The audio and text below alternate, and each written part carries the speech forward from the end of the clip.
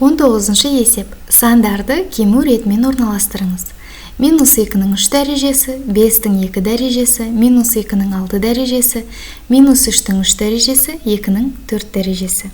Дәреже дегеніміз сол санды өз-өзіне неше рет көбейту керек екенін білдіреді. Есептейік. Минус 2-ның 3 дәрежесі дегеніміз, ол минус 2-ні өз-өзіне 3 рет көбейту деген сөз. Минус 2 көбейтілген минус 2 көбейтілген минус 2. Ол тең. Бізге мына ережені ұмытпау керек. Минусты плюсқа көбейтсек, ол минусты береді.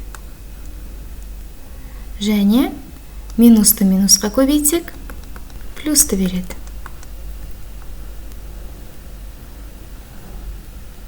Енді осы ережеге сүйеніп көбейтейік. Минус 2-ні минус 2-ге көбейтсек, плюс 4, плюс 4-ті минус 2-ге көбейтсек, минус 8.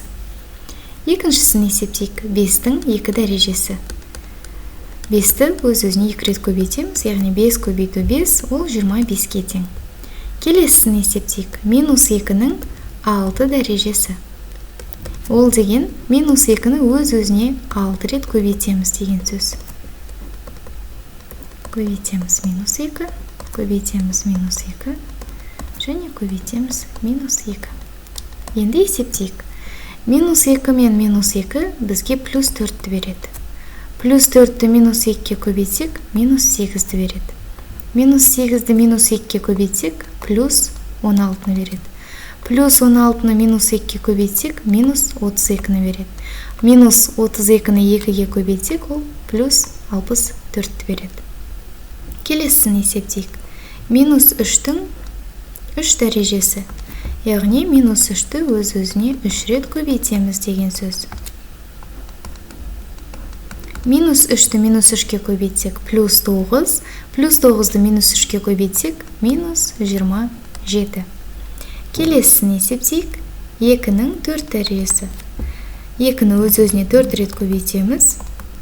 2-ні 2-ге 4, 4-ті 2-ге 8, 8-ді 2-ге көбейтсек, 16. Демек бізде барлық шыққан сандар минус 8, 25, 64, минус 27 және 16. Енді бізге есепте осы сандарды кему ретімен орналастыр дейді. Кему реті дегеніміз ол үлкенінен кішісіне қарай жазылады.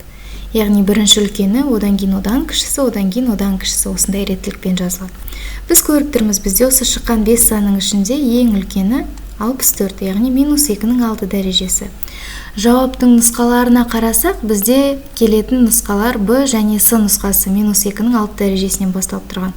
Демек біз А мен Д-ны бірден сызып тастасақ болады, олар бізге сәйкес келмейді.